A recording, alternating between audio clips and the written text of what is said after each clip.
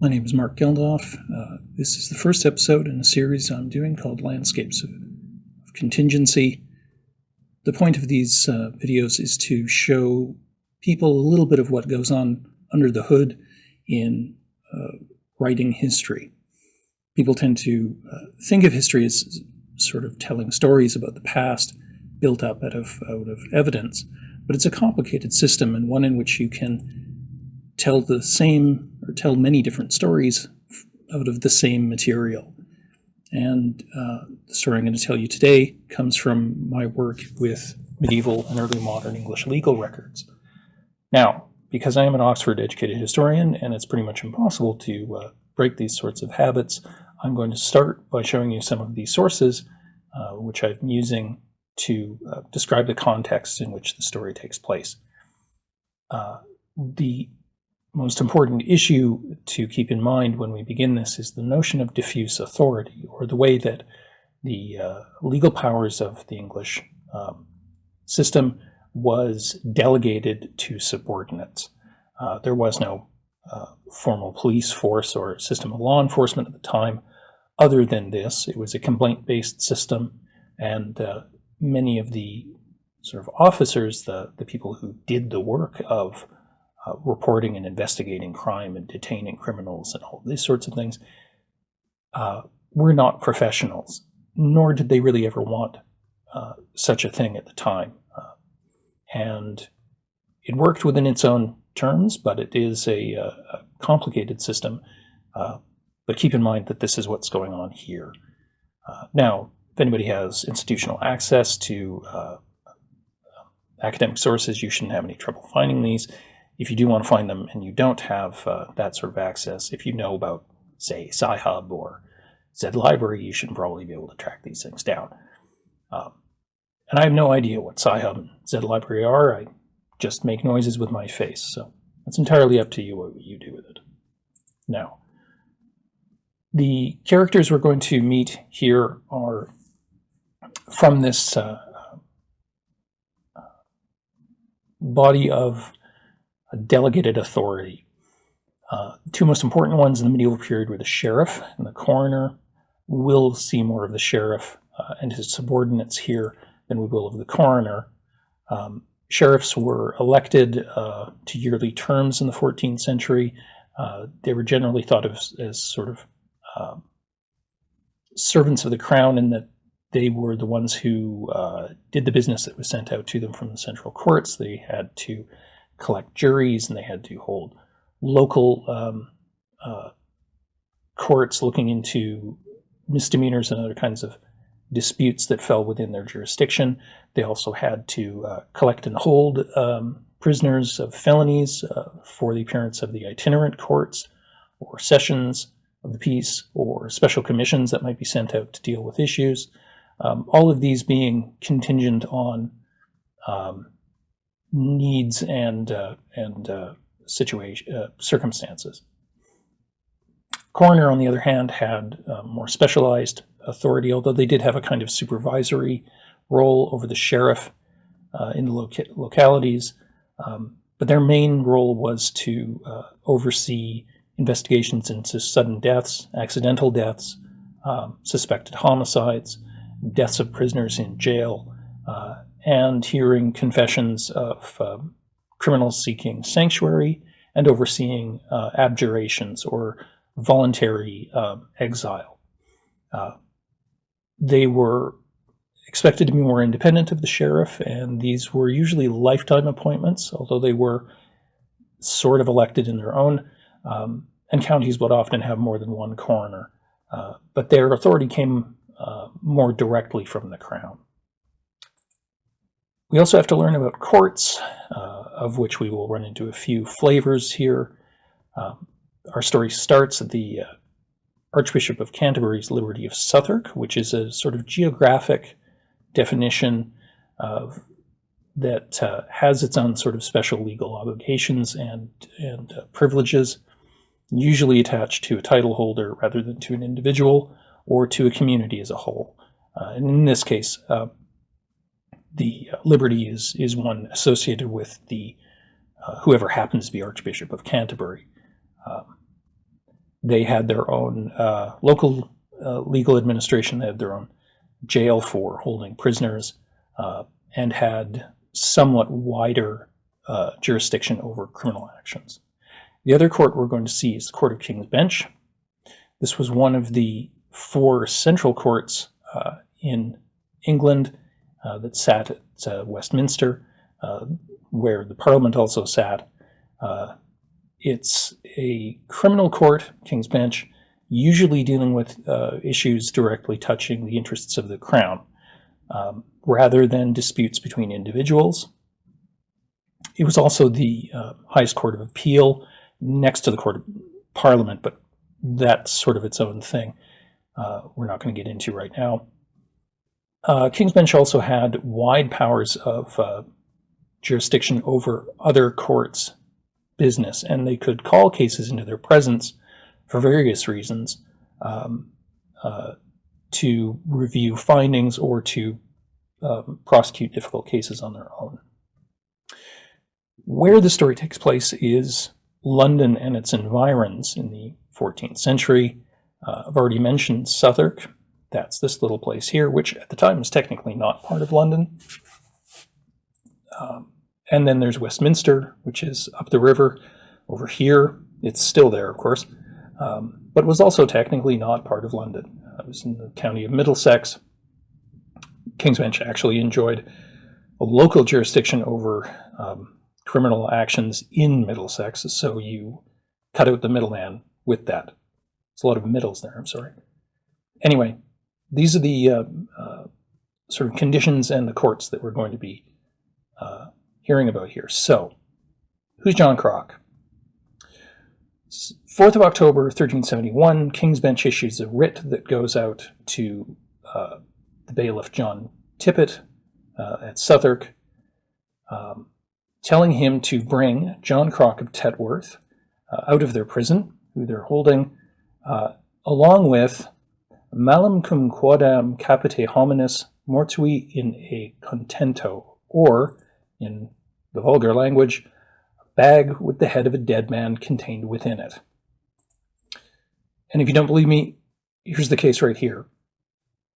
This is actually all we have on the case for John Crok. The material I'm going to tell you about here all comes from here. You can look it up yourself, the Anglo-American Legal Tradition database.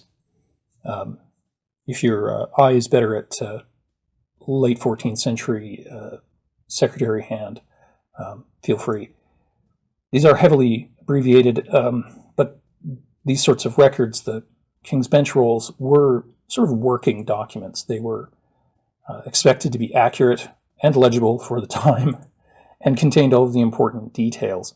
And we can see in this first line here, actually before the little dash, that this is actually what it says in heavily abbreviated form. Dominus Rex mandavit Balias suis de Southwark breve suum clausum in hec verba. County of Surrey, Lord King sent his writ closed to his bailiffs of Southwark in these words, Surrey being the county in which Southwark was. So, that's the order. Now, this record goes on and gives some more details to what the orders actually were and why John Crok was being held in the first place.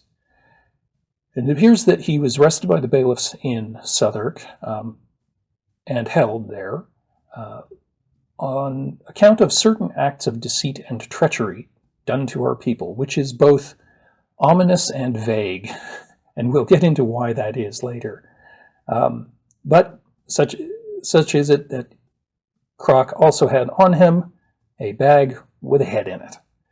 And we can be forgiven for thinking that that on its own would be grounds to investigate him, but may not have actually been the precipitating factor. Now, King's Bench itself is a bit of sort of public theater at this time. It's taking place as most of the sort of functioning law is supposed to take place, in a very public way. And here we have an illustration of what a session of the Court of King's Bench looked like when it was sitting in term time. We have at the top the 5 justices of King's Bench, who are sitting on a raised platform.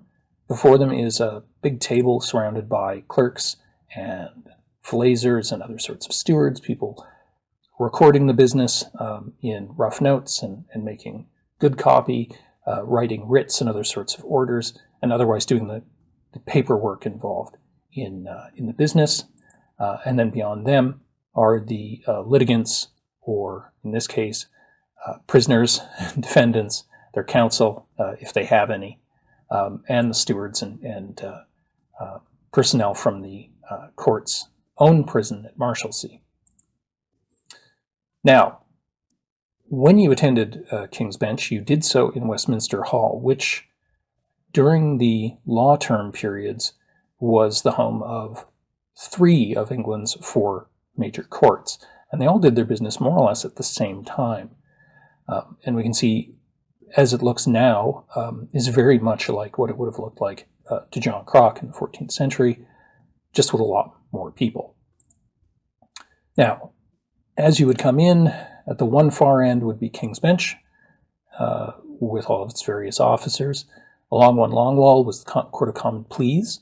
That heard business between individuals, rather than cases involving the King's interests. And at the opposite end was the Court of Chancery, which was a court of equity, a kind of clearinghouse for legal issues that couldn't be dealt with easily by other means.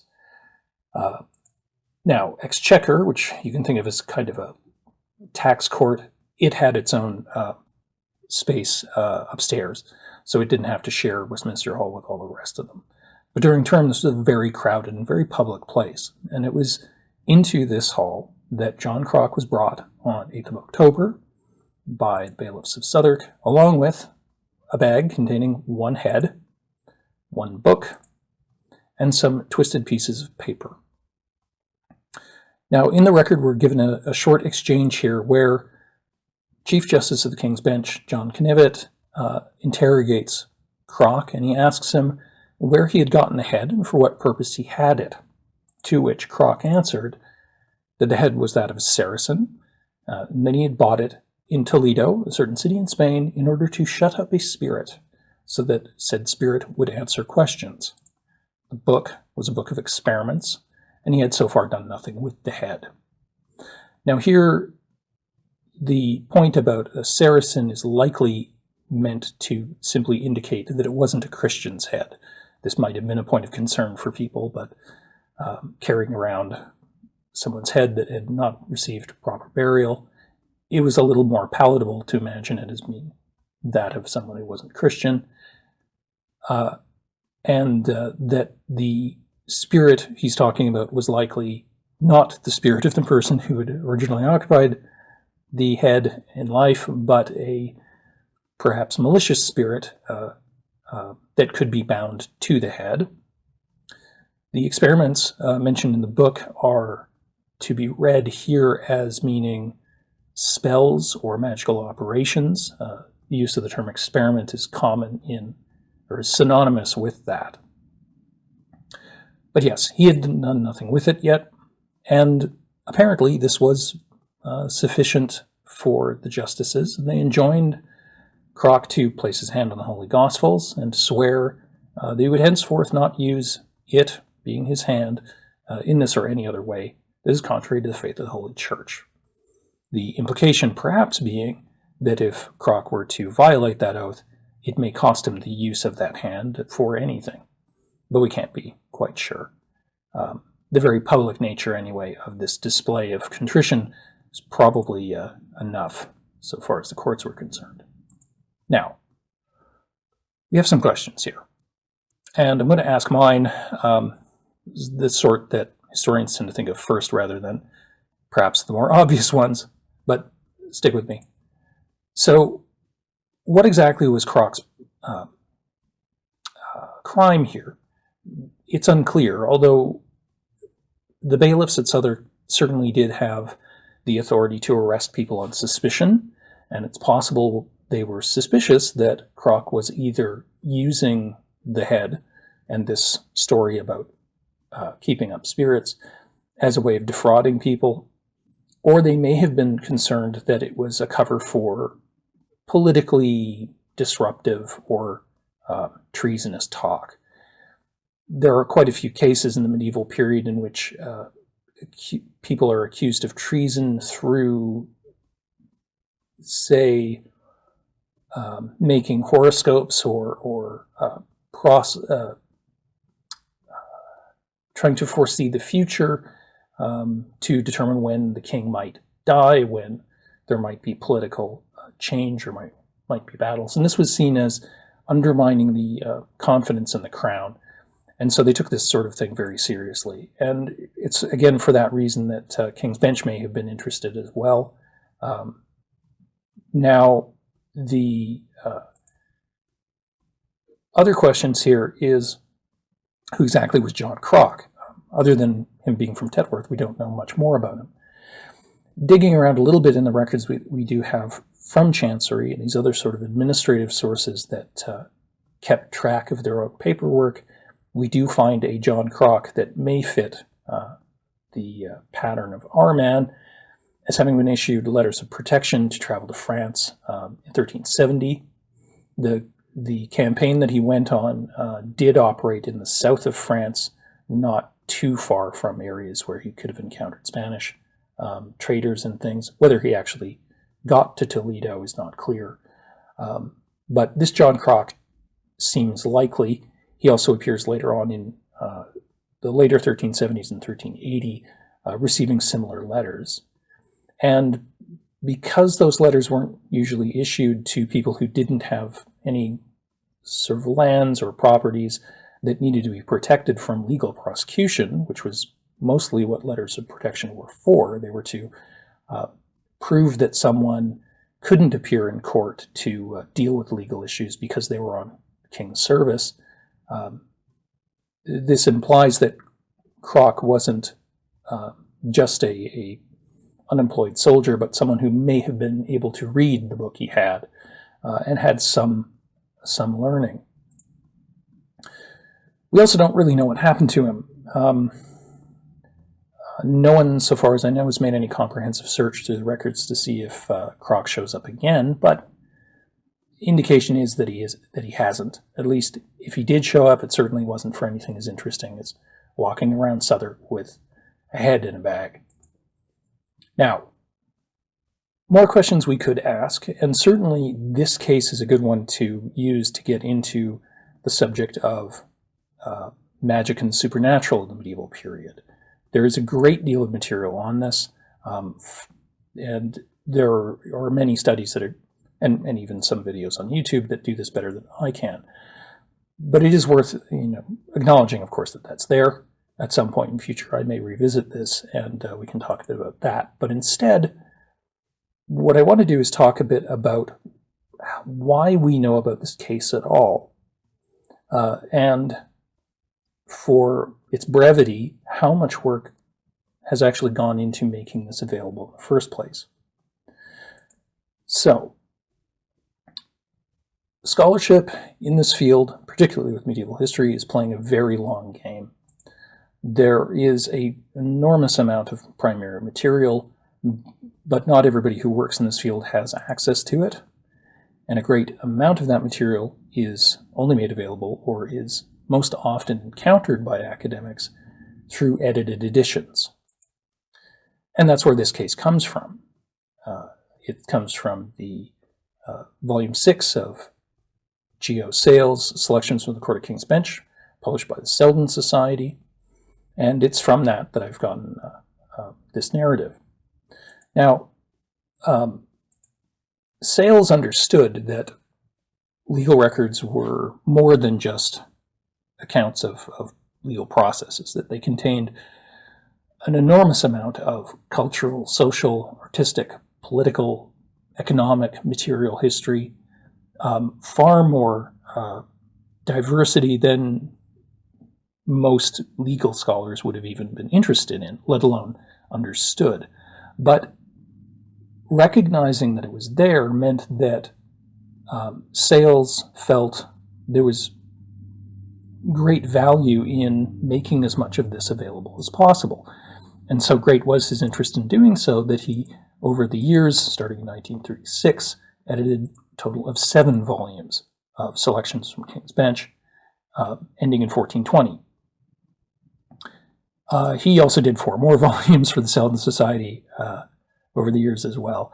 His output was prolific, but by no means the most prolific of any of the authors for the Selden Society.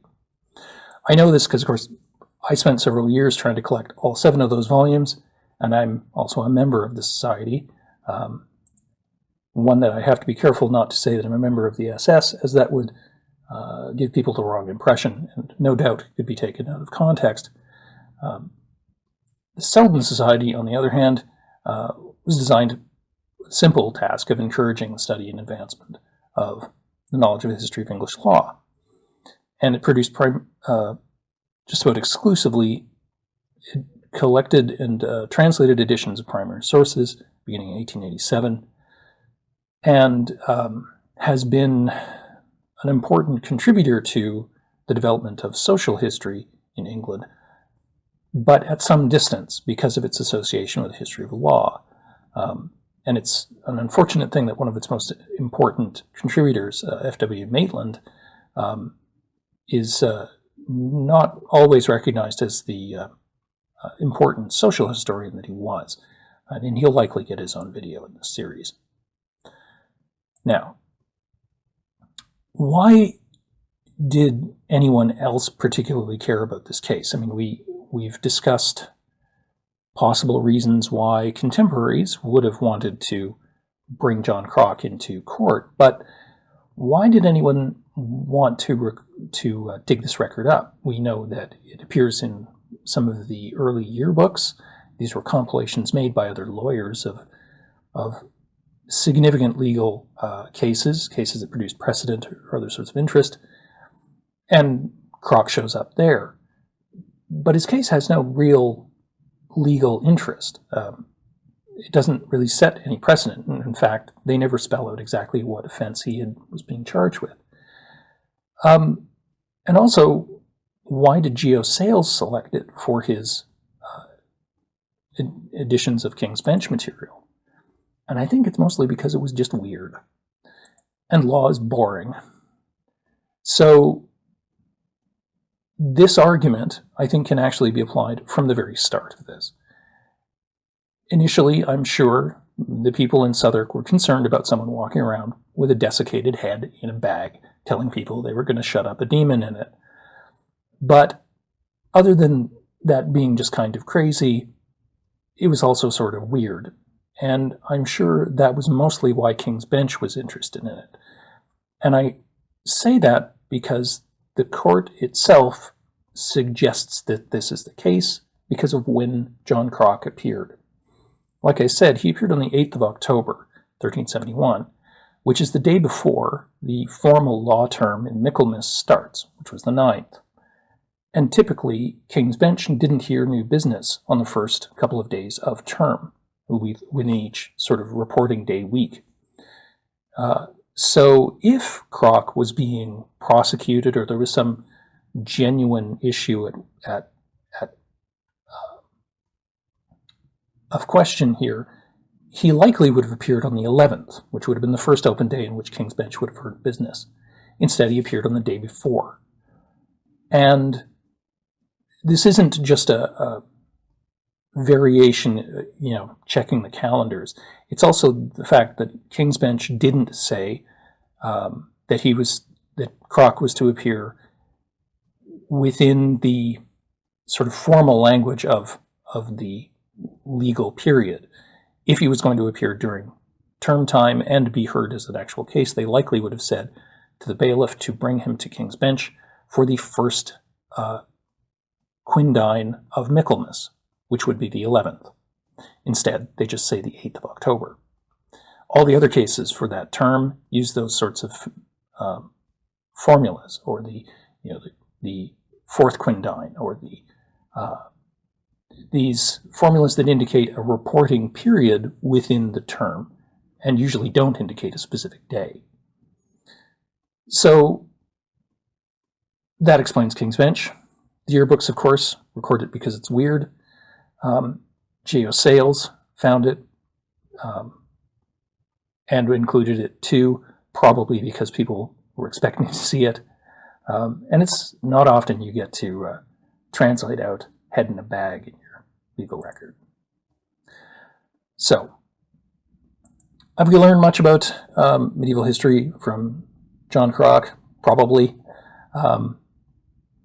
But hopefully this has been interesting enough that you might want to support this. If you do, feel free to follow me on Twitter, or better yet, if you can, back me on Patreon.